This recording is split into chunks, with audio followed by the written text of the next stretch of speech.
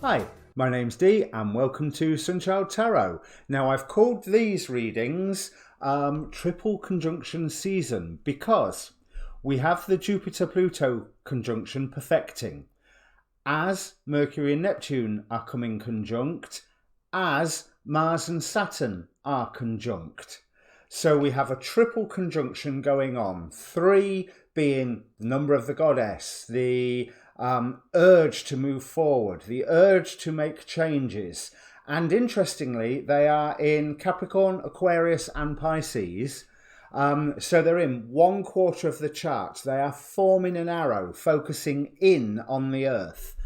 So it made me go and have a look at what the difference was. So obviously Neptune one side, Pluto the other, from 19 degrees Pisces, which is a manifestation number, to 24 degrees Capricorn, which escapes me right now what that number's about, but I have discussed it loads on my video. But anyway, the interesting thing is the angular distance between them is 55 degrees. Angel number 55. The message in that apparently is time to let go of the old, release all the old doubts, fears and everything. It will be replaced with something better.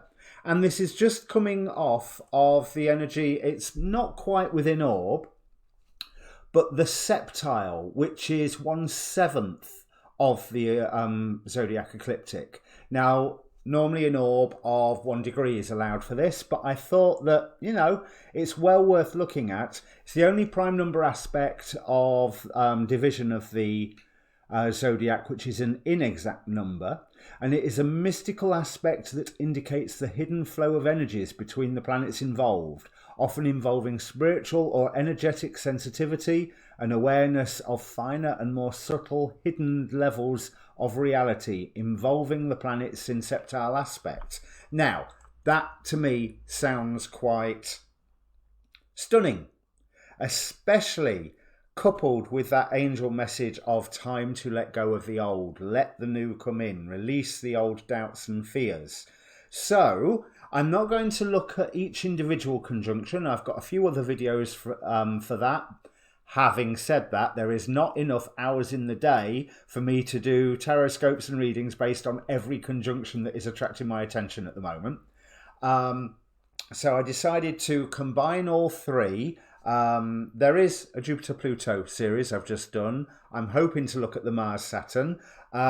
Neptune and Mercury might be left all on its own, but we'll see. Now, as usual, this is a bulk introduction. There's a timestamp down below, so you can fast forward to the reading. I would like you to look at your sun sign, obviously, because that's the first one we're always drawn to. Your rising sign being the most important in ancient astrology. But to be quite honest, right now, I think Jupiter, Neptune, Pluto, certainly Neptune and Pluto, there's not going to be a huge difference for all of us. You could combine those two signs into a communal reading, no doubt. Collective reading, sorry. But have a look at your Mars. This is the driving force between everything, and this is in the centre of the 3 conjunctions, Saturn and Mars together, entering into new, airy, rebellious Aquarius. So we can open lots and lots of gateways for us now. Yeah, the majority of us are stuck at home in isolation. But what did it say about those septile energies? Let me just read that again. A mystical aspect that involves a hidden flow of energies between the planets involved, involving spiritual or energetic sensitivity and awareness of finer and more subtle hidden levels of reality. What we can put into place now, what we can bring together, even if it's just in our thought space on the astral level, will end up manifesting, certainly if it is in our interest, if it is something that will be better, not just for us, but for the whole world. Remember, there's a lot of outer planets here: Neptune, Jupiter, Pluto, Saturn. So this is stuff that is affecting us personally and society as a whole. And let's face it, turn on the news and you can see exactly what I mean. Very, very briefly, because try to be careful, but avoid the fear, as all of the teachers, the astrologers and everybody are talking about at the moment. So if you don't know what your moon, your rising, your Mars sign is, there's a link down below in the description to go and get yourself a free birth chart from Cafe Astrology. Then obviously there is a link to my Facebook group, where I post not just these videos, but all the astrology videos that I'm watching, and ever so often something else that I find quite interesting as well, that obviously along the line of more esoteric studies. If it means anything to you, do comment down below. Please press subscribe for me or any other reader or astrologer or whoever on YouTube. The subscriptions really, really help our channels and, in my terms eventually, but in their terms, help keep the channels going. So on that note, I've given you your standard YouTube lecture, so let me bring up the cards. And hello Cancer, welcome. If you've just joined us after the timestamp, Cancer Rising, Cancer Moon, Cancer Mars. Now what I didn't mention in the introduction is that all of these three conjunctions are occurring under the light of the waxing moon, a time when you're to increase things. And this is just after the activation of the North Node by passing over the point of the lunar eclipse early January, 4 degrees Cancer. So the power of your destiny, the power of your future timeline has just had a shift, a change, a boost. And this is straight after Black Moon, Lilith and Chiron have been conjoined together in Aries, bringing up all of the old stuff, all of the old pains, all of the old secrets, bringing them up ready for you to examine and get rid. Now we have protecting treasure, 4 of keys, clearing the way, Persephone with transformation, the angel of the essence of love, Vasago with ingratitude, and Sitael of the creation of all things. I'll get to him after. And some wonderful 3 tarot cards, but I'll deal with the 3 oracle cards first.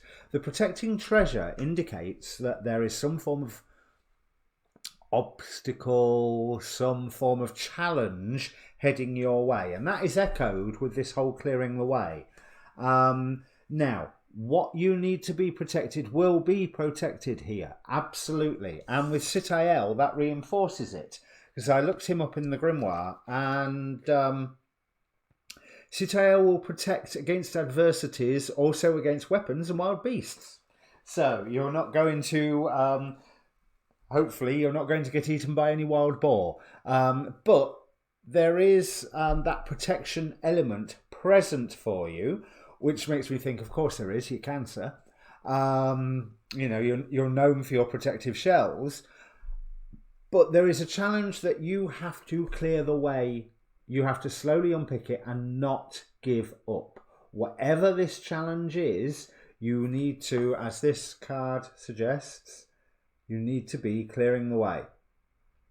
And this will take work on your side. But I'm also getting a date with this, strangely, because we have Persephone with transformation, but of course Persephone leaves the underworld every spring, which is why Ceres or Demeter suddenly gets a lot happier and we have some nice weather and plants growing. Now, okay, the seasons have gone to pot at the moment and Persephone is probably hopping in and out thanks to global warming. But springtime is bringing that time of transformation, that time of change of environment for you. And I feel like there is some personal work to be doing, excuse me, with this angel of the essence of love. Let love be the center of my life. Somewhere there may be some form of blockage to you expressing love to somebody in your life who you do actually love. And I'm not just talking, well, it's always love with a capital L, but I'm not talking about a relationship with a capital R. I'm talking about partner to friend, to family, to elders, you know, grandparents or elderly uncles, you know, that have been there in the family forever. There is any blocks, any anything where things have come undone, it's time to get them sorted out and get them reactivated somewhat. Because there is a whole new cup of love coming to you and a cup of dreams. So Ace of Cups here. So it could mean some new love coming in, which you have to remove the blocks to. But what I really feel is that you have to remove the blocks, and then that opens the pathway for new love or new dream to come in, or to take the loves that exist around you at the moment to a new level. But it's not just basking in the light of love. This is doing. We have the Princess of Cups straight afterwards, who is spending quite some time thinking. Remember, it's a Page of Cups, and a Page of Cups can be quite dithery. And this is something that I want to warn you against. Don't do the dithering. You know where the ideal outcome is, so you want to move towards that. And yes, there's work involved. 10 of Wands here.